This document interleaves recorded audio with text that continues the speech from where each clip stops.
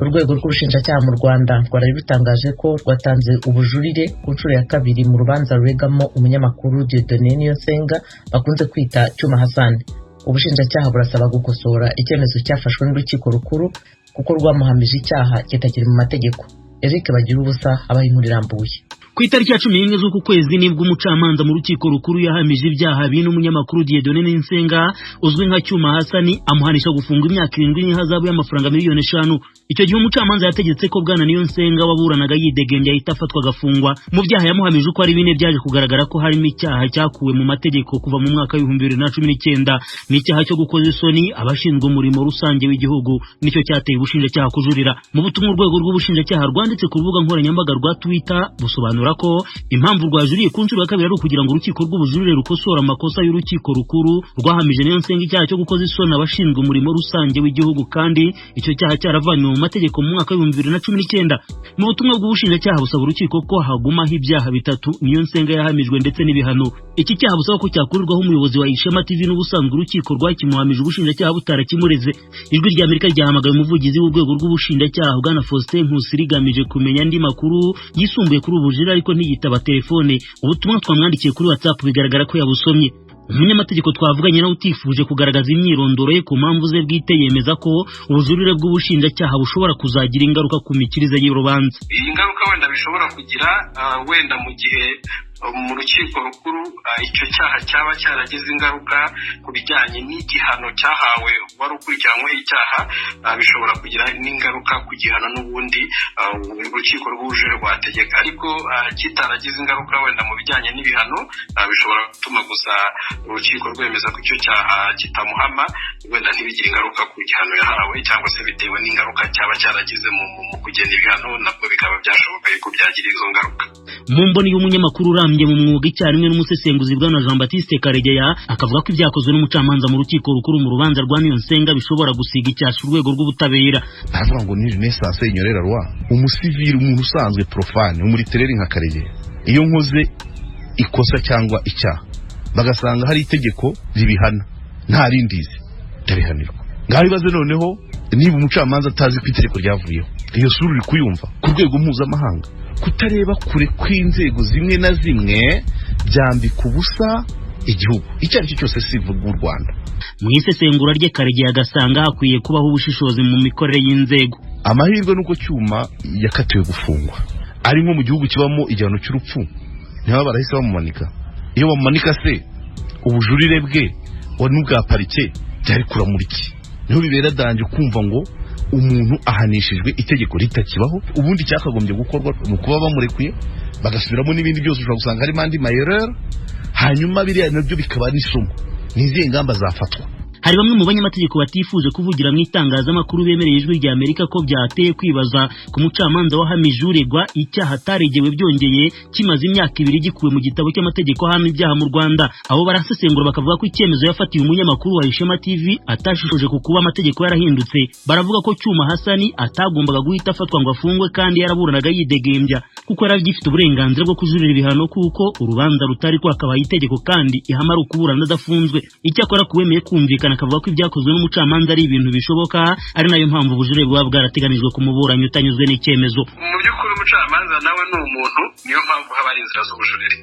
Itegeko rero rizi ko umucamanza nawe ashobora kugira ibyo adakora neza, itegeko rigateganya inzira zo kurenganurwa mu gihe hari umuburanyi utakishimira icyemezo. Ubushinjacyaha bujuriye busaba ko habaho gukosora amakosa yakozwe mu cyemezo cy'urukiko rukuru, mu gihe umunyamategeko Gatera Gashabana na Niyonsenga nabo bajuriye basaba kumukuriraho igihano akagirwa umwere.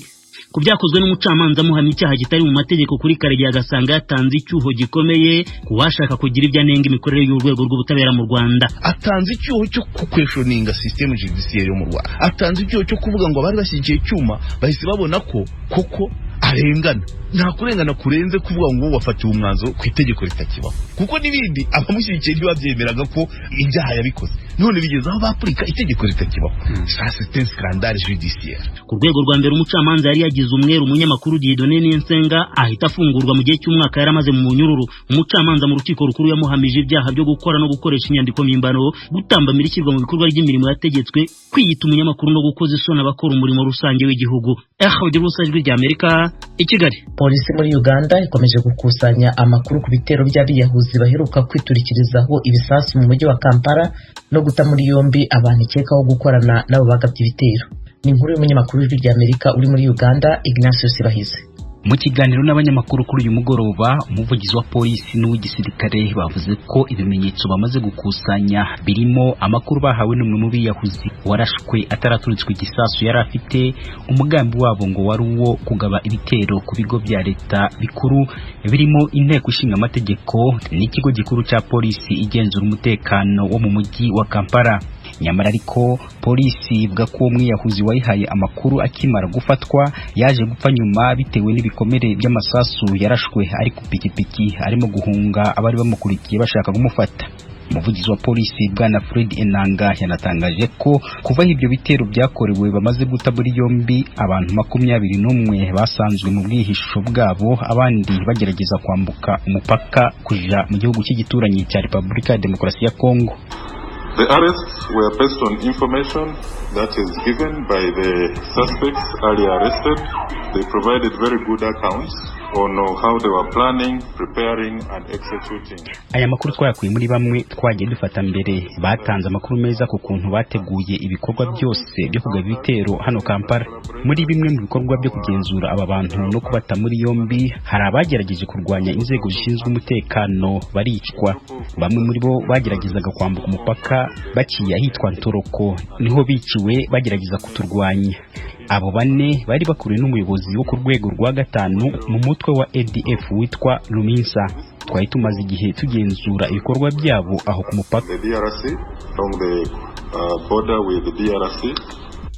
Abo bafate mu bice bitandukanye birimo Kampala kimwe n'intara za Ntoroko na bundi buryo zihana imbibi na Repubulika ya Demokarasi ya Kongo, aho umutwe wa ADF ushinjwa ibi bikorwa ukorera. Polisi yanatangaje ko kuri uyu wa 4 yishe irashe umuhuzabikorwa wa ADF mu mujyi wa Kampala witwa Sheikh Muhammad Kirevu. Mu bikorwa uyu mugabo yarashinzwe ngo hari harimo kwinjiza abantu mu mutwe wa ADF.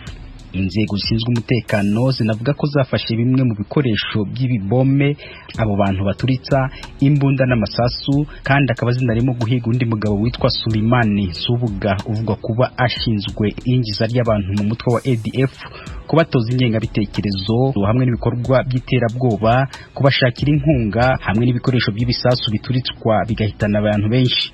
Umuvugizi wa gisirikare Brigadier Flavia Byekwaso yerekanye amafoto n'amazina y'abamaze gufatwa no kwicwa mu bikorwa byo guhiga abo bantu bakorana na ADF bavuga ko ari bo bari nyuma y'ibitero mu gihugu. Muri abo bafashwe 13 bari baturutse mu ntara za Kasese, Kampala hamwe na Ruwero, kandi bari bageze ahitwa Ntoroko na bundi buryo bagerageza kwambuka umupaka ngo binjire muri Kongo. Akaba bari barimo n'abana bato cyane nk'uw'umwaka umwe n'igice wari uri nase hamwe n'undi w'imyaka 5, kandi akaba bose bari bambaye isapure. Brigadier Byekwaso yavuze ko kwambara isapure kwari kugira ngo bayobye uburari. This is just deception, but I wanted us to stress ati uko no gushaka kuyobya uburari, ariko munyuve neza ntabwo ntunga gatoki idini yari yo yose, ariko bose twafashe bari bafite amazina ya Kisilamu nubwo basanzwe bambaye isapure z'abagatolika. Ibi babikora babigendereye gushaka ibimenyetso byatuma tutamenya imigambi yabo. Kubona bose bari bambaye isapure hari impamvu. Iki kiganiro n'abanyamakuru cyabaye hashize akanya gato cyane Minisitiri w'Intebe Robin Nabanja amaze gutanga ijambo mu nteko ishinga amategeko ku byabaye mu gihugu, yizeza ko ubutegetsi burimo gukora ibishoboka byose guhagarika ibyo bitero. Anatangaza ko umukuru w'igihugu azageza ijambo ku banyagihugu ku munsi wa 6 abamenyesha uko iby'umutekano bihagaraye mu gihugu.